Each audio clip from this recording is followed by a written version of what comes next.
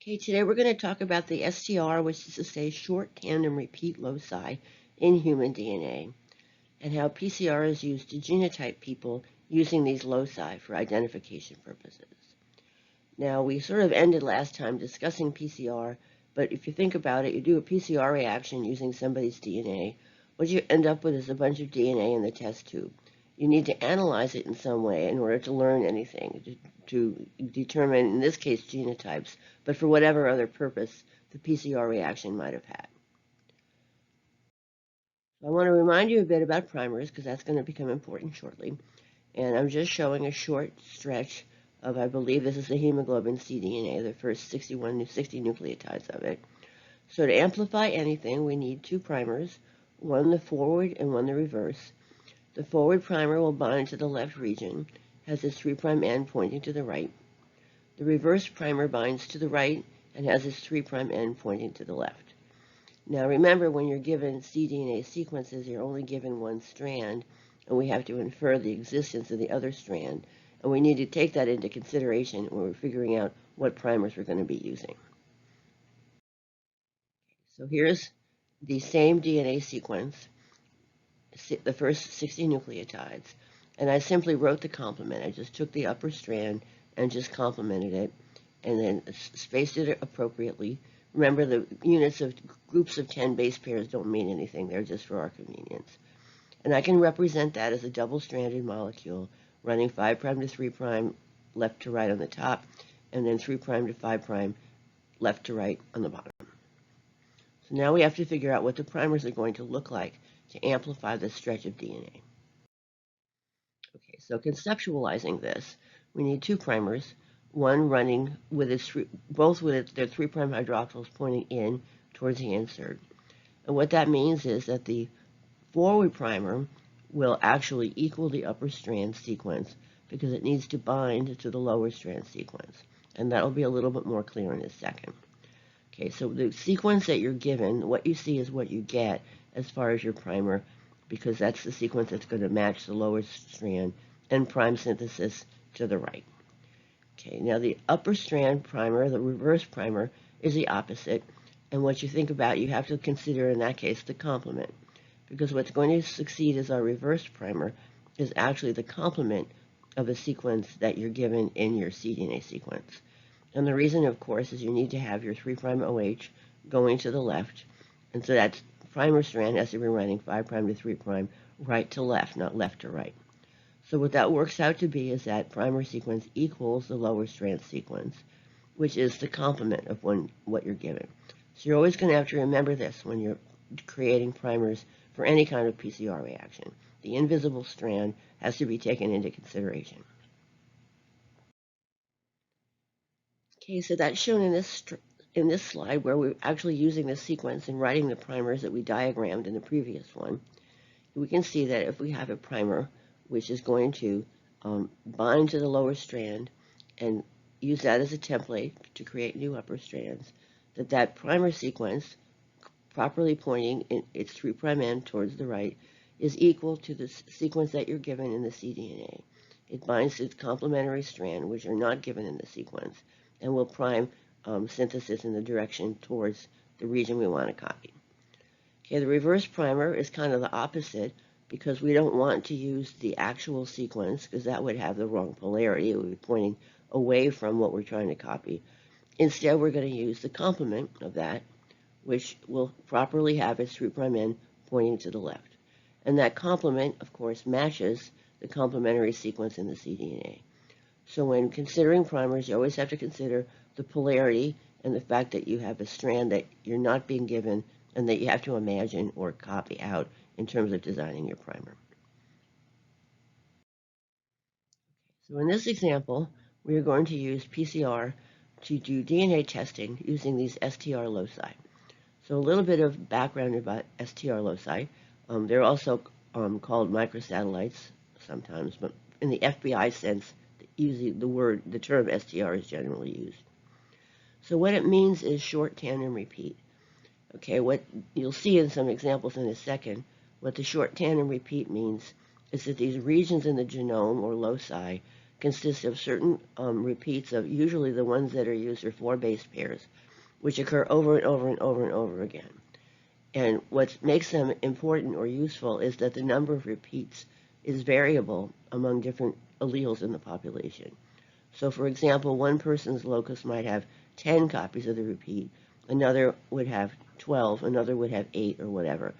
So people are very heterogeneous in that way, and also there are many different alleles out there, and many people are heterozygous for these loci. Now these are not coding regions. These are usually located either between genes or within introns of coding genes. And the fact that they're so variable in the population, and there's so many of them, they're very useful that they've been chosen as a way of identifying people basically based on their PCR. So the FBI spent years and years studying these, and they've chosen a group of these regions for common DNA testing purposes.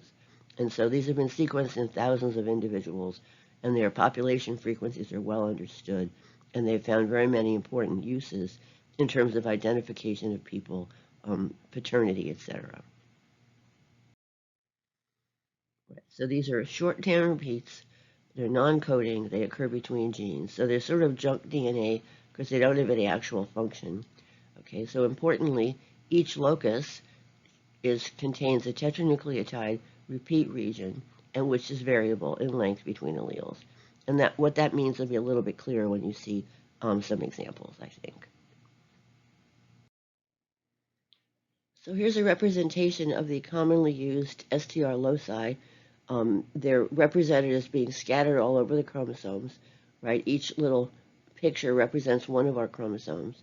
So you can see that they occur, or the ones that are used occur on most of the chromosomes. And they have sort of stupid, non-informative names that you just have to get used to. Most of them are not gene names, they're just designations. For example, we've got D3S1358 that refers to the short arm of chromosome 3, for example, and the 1358 is just a numerical designation of that locus. So they're not normally gene names, they're just locus names. So you just kind of have to get used to that.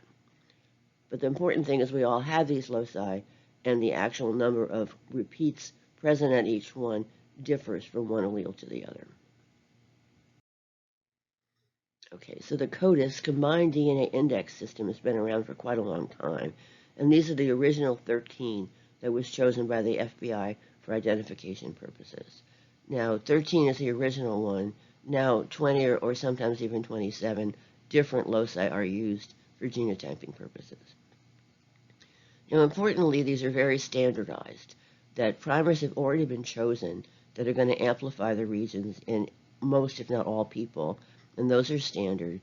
And the reagents for the PCR are also purchased through suppliers that are approved. So you don't have to design and purchase your own primers, you just buy the kit. Okay, also in this type of PCR, you are going to need some way of observing the PCR product after it's formed. And generally, one of the primers is labeled with a fluorescent compound for each of the loci under test. So you just buy the stuff. Okay, so the names are stupid. We've got D3S1358, and it's shown on the chromosome diagram. So these are mostly in non-transcribed regions, and the repeat sequences are going to differ among the different loci. Okay, so for example, they all have a short repeat. For example, AGAT might be one particular tetranucleotide repeat, and it's the number of repeats that defines that allele. And they're usually discussed simply as the number of AGAT alleles at that locus. Okay, so here's an example. This is STR locus D8S1179, and it's showing the GenBank entry for this particular locus. And the entry tells us where the primers are going to be binding. The 17 to 41 means the primers that are the forward primer that was chosen starts at nucleotide 17 in the sequence and extends to nucleotide 41. And the reverse primer is 169 to 193. And they're being nice to you. They're telling you make sure you complement it because it's the complement of that sequence that you would need to make the primer. And you can count that off in this sequence and see where it's located. So that's just the GenBank entry. Okay, so here I've put in boldface the actual primer that's been used, or the complementary sequence of the primer that's been used, the forward and reverse primers. Okay, but immediately adjacent to the forward primer occurs the repeat region, and that's what's variable from locus to locus, well, allele to allele. All right, so it's TATC, TATC, TATC, TATC, etc., extending for several, usually at least 7 and often as many as 20 different repeats. So the important thing here is that everybody has 2 copies of this locus because you got one from mom and one from dad, and everybody has some number of TATCs, but it might be 7 or it might be 20, depending on what particular allele that is. So the one you get from mom may or may not be, probably is not, the same length as the one you got from dad. So when I say allele, I'm talking about the number of repeats at that particular allele, where 7 or 20 or 15 or whatever would be the way you designate that particular allele. Now there are some variants which are like plus or minus a nucleotide or so, but we don't need to worry about those particularly right now. So that's what it looks like, and you can imagine if you do a PCR reaction on it, what you're going to do is get a product that starts at that first nucleotide of the forward primer and extends to the last nucleotide of the reverse primer, including the TATC region which lies between them. So the primers are set in unique regions which are going to be the same in every individual, but the important thing is that what they're going to do is amplify a region between them, which is going to enable us to determine what the allele actually is at that locus in that allele. Okay, so how this works, if you think about it, and here's a very simple example where we're going to have a forward and a reverse primer for this locus, and those are going to be the same in everybody. And then we have our repeat region, which in this case is AATG. So critically here, the number of AATGs differs among alleles. So for example, in the one on the top, we have 8 copies of AATG there. So that's allele number 8 for this particular locus. The other allele in this person has only 7 copies of the repeat, but they still have the same primer binding sites. So the important thing that's going to happen is if we do the PCR as shown, the product of the top allele is going to be 4 nucleotides longer than the one from the bottom allele, even though the primers are found in equivalent locations. So the length of the product is going to vary with alleles because the number of repeats between the primers varies with the alleles. So this is easy to see. This one has 8 copies of the repeat. Each repeat is 4 nucleotides. So this product is going to be 1 repeat more or 4 nucleotides longer than the other one. Okay, so here's an analysis here of one that you can basically do some arithmetic on this to try to decide how long the PCR product is going to be. So we do this simply by looking at the numbers on the trace, on the sequence, where the first nucleotide of the forward primer is 17, and the last nucleotide of the reverse primer is 193. Right, so subtract these to get the length of this particular allele, and we get, well, it's 177 because it's inclusive. Right, so the final length of the product is going to be 177. Right, because what we do was subtract those 2 numbers. Okay, so in terms of the allele, you've got to figure out how much of that is unique sequence versus how much of it is the actual repeat sequence. Okay, so you count the TATCs. I get 13, maybe 12 because the other's a TATT. Sometimes these things are a little bit ambiguous, but we're going to go with that. All right, so thinking about this, and we're going to consider not this allele, but other alleles, how long would the PCR product be if this was allele 15 instead of 13? So if this is allele 13, we'll say, and it's 177 nucleotides long, we know that an allele 15 has 2 extra copies of the repeat. So each repeat is 4 nucleotides, so 2 extra copies means you're 8 nucleotides more. So the length of that product for allele 15 would be my 177, add 8, that gives me a length of 185. Right. So when we analyze these by PCR, importantly, everybody has the same sequences adjacent so that we can bind the same primers to everybody. And the variation that we see is among the repeat region, which is simply the number of repeats for that particular allele. Importantly, PCR produces different sized products depending on the number of repeats present. So everybody gets two alleles, one from mom, one from dad, or you could be homozygous. So when you give these genotypes, they don't go into the length of the PCR product. They simply say what the locus is. In this case, is D8S1179, and the allele number is between 7 and 20, because that's the range of alleles present in the population. So it would just show D8S1179, allele 10, 11, if there are two of them. So there's lots of different possible genotypes for this locus, and then many more if you consider that we're using 13 at least, or maybe 20 different loci together in order to do a genotyping on somebody. Okay, here's an example. A particular STR locus has 10 repeats of 4 nucleotides. It's amplified by a particular pair of primers to produce a PCR product that's 200 base pairs long. Another allele of this locus has 15 repeats of the same 4 base pair. The length of the PCR product from this locus is therefore, okay, right, the first one had 10 repeats of 4 nucleotides. The one we're asked about has 15 repeats of the 4 nucleotides. So it has 5 more repeats of 4 nucleotides. So it's 20 nucleotides longer than the first one. So the answer is D, right? Right. Okay, so one consequence of the fact that we know what the population looks like, that the shortest possible allele that we see has 7 repeats, and the longest has 20, right, along with a few variant alleles that are there. And these alleles will differ in the length of the PCR product by 4 base pairs each, right? And the sizes themselves, and we'll get to this in a little while, differ according to the placement of the primers, right? The repeat region varies, but one has one's choice about where the primers can be placed, and that will contribute to the determination of the total length of the PCR product, which includes the repeat region and the part of the flanking DNA that's included.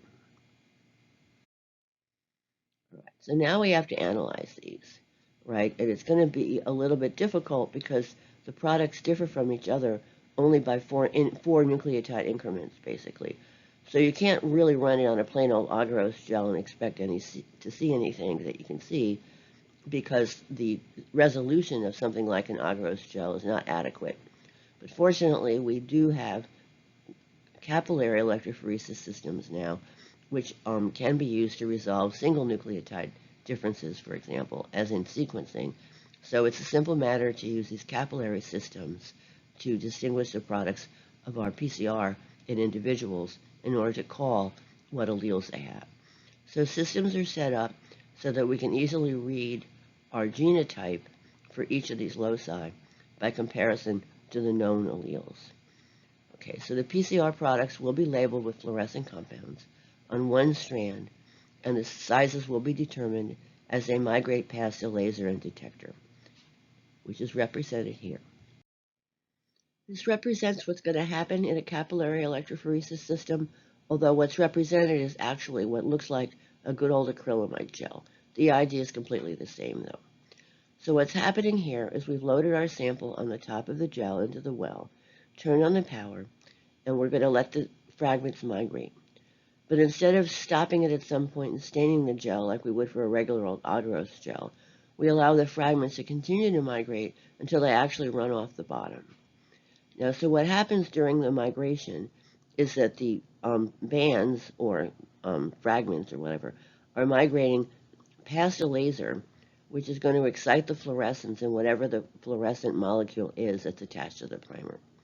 So the laser excites the fluorescent compound, and what's being emitted is detected by a system which can detect and also quantitate which color is being sent as it goes by. So what's happening is they're migrating, so we're going to produce what's essentially a trace of like a sequencing type trace as the band approaches the laser beam, gets its peak, and migrates past the laser beam. So instead of seeing a bunch of bands on a gel, what you're going to see is a pattern of peaks where each peak represents one allele of one particular locus that's labeled with a particular color. That makes sense. All right, so calling genotypes, we have two alleles, each one from mom and one from dad. They can be the same as each other or they can be different. So the gel analysis has to be able to say what's what. Now, the best way in which these are calibrated is to run the people samples along with what are called allelic ladders, but sometimes just size standards, to determine the size of those products. So the software is extremely sophisticated, and it does the allele calling for us. Okay, so here's a simple way of looking at the allelic ladders for these STR loci, represented as if they were bands on a gel, which they used to be, they're not anymore. Okay, so in this particular situation, the allelic ladder is basically a collection of all possible sequence lengths or fragment lengths that would occur in a population. So in this instance, the shortest one contains 5 repeats, and the longest one contains 11 repeats, with the bands appearing at 4 base pair increments in between. So the 5 is the smallest, the next one up is 6, 7, 8, 9, 10, 11, etc. So it's a simple matter to compare the DNA PCR products from different individuals to these ladders in order to call their genotypes. So for example, the individual on the left, they have 2 bands, one from mom, one from dad, and their shorter band co-migrates with allele number 7. They have another large band, and that matches up with allele number 9. So we call their genotype to be 7, 9. The person on the right, they have 2 bands. One matches in migration or size to repeat number 6, and the other one matches number 8. So we can call their genotypes based on that. So that's what the allelic ladder is. Really, it's a way of calibrating your capillary or gel in order to be able to determine the actual length of the PCR product and therefore determine what the actual genotype is of the person.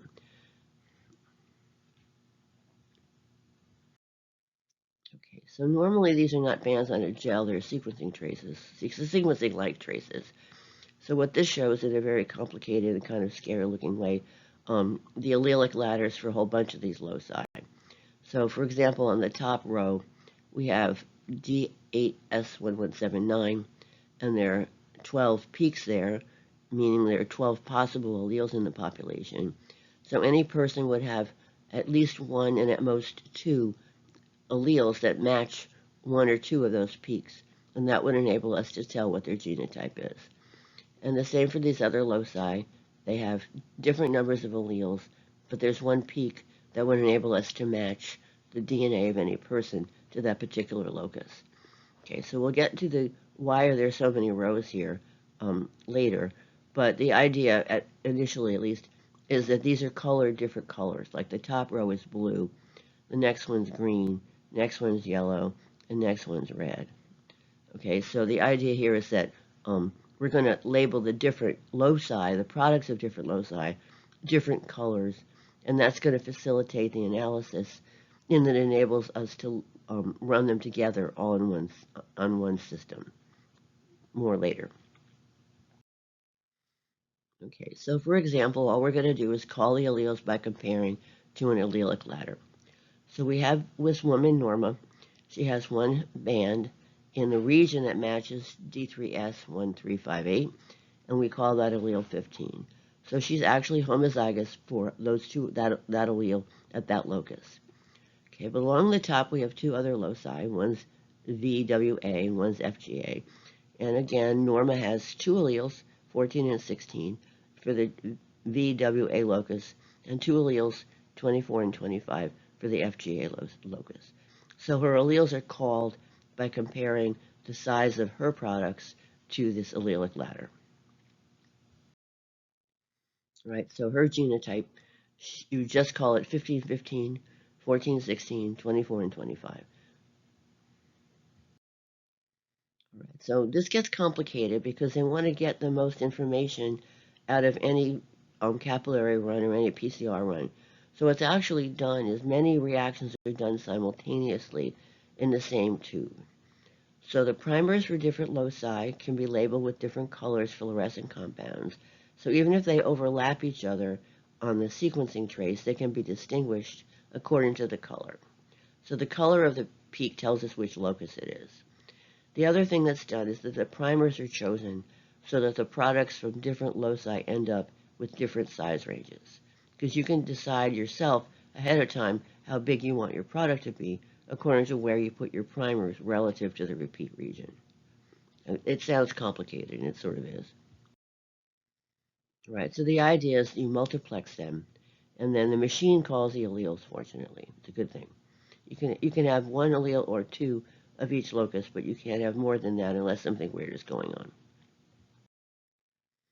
Okay, so here's just some examples of these alleles of different individuals at different loci, and illustrates the fact that the top set of loci, those are primers, products from those loci, those are all labeled blue, so they can easily be distinguished from something that might overlap in length, because those other ones are green, or yellow, as the case may be. Right, so the software, fortunately, calls and repeats the alleles at each locus separately to get the genotypes. I think I just said this. So here's, again, traces with allelic ladders for a lot of these. And again, they're labeling different colors. And so, for example, the green ones and the blue ones, right, this CSF1PO products overlap in length with the D2S1338 products, for example. But the machine can tell who's who because one set is blue and the other set is green. So you can actually do all these simultaneously with the machine being able to tell the difference, partly because of the size, but also because of the color, to get the complete genotype out of a minimum number of runs to save money. So I think I said this already. Okay, so here's some different commercially available primers. Right? People don't make their own; they buy them, and they do differ according to what particular purveyor of primers might have. So you can adjust the length of the product, especially if they're going to be run together, according to where the primers are put. That's the point. Okay, so for example, there's 3 different primer sets here, and they give different sizes according to what the primer's location actually is. So and there's more of this table I chopped off at the bottom. So for example, for allele 7, for example, one particular primer set gives you a product of 157, a different primer set gives you 123, yet another primer set gives you 203. Now the repeat region that's being amplified is the same. It's just a matter of the position of the forward and reverse primers that will then be used to amplify that. Right.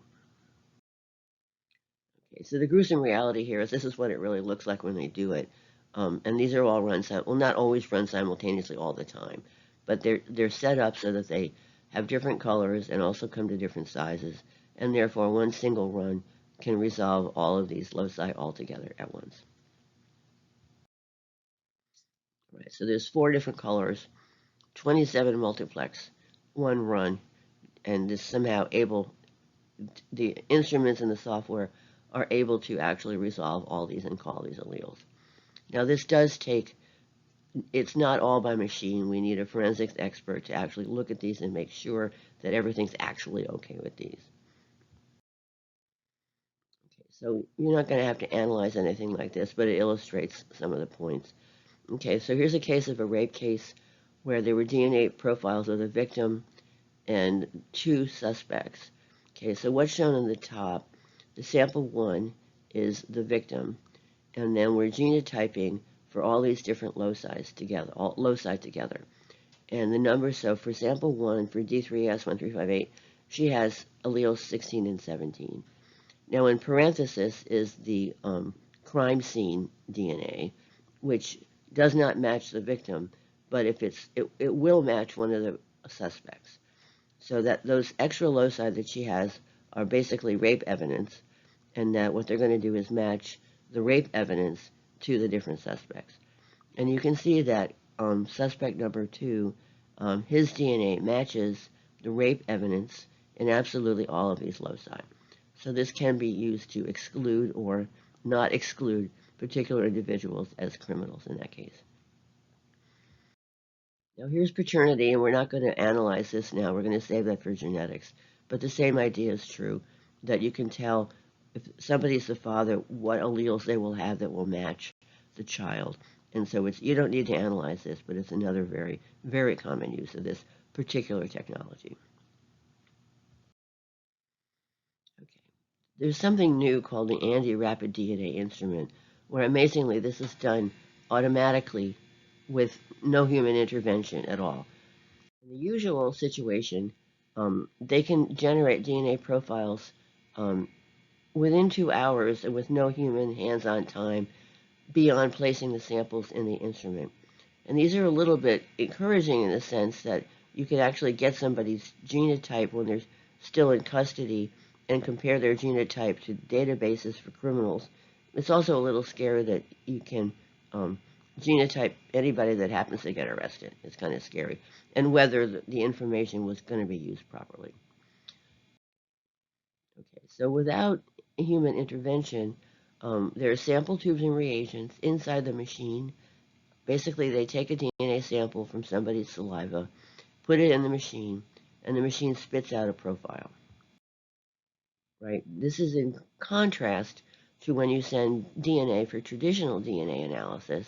It can only be done by certified labs, and it can be a relatively time-consuming process. Now, in both cases, you have to get a DNA sample. You have to purify it somewhat. Then you have to do your amplification with all your primer sets. And then you have to run it in the instrument, the capillary type system, and then evaluate the profiles that you get. So it's a complicated series of events that can be done apparently automatically in these machines. Okay, this is what it looks like. So you just stick the samples in the machine, and it spits out a trace. And anybody that's been arrested for a crime, they can ask for a DNA sample if they want to. Okay. Does it automatically.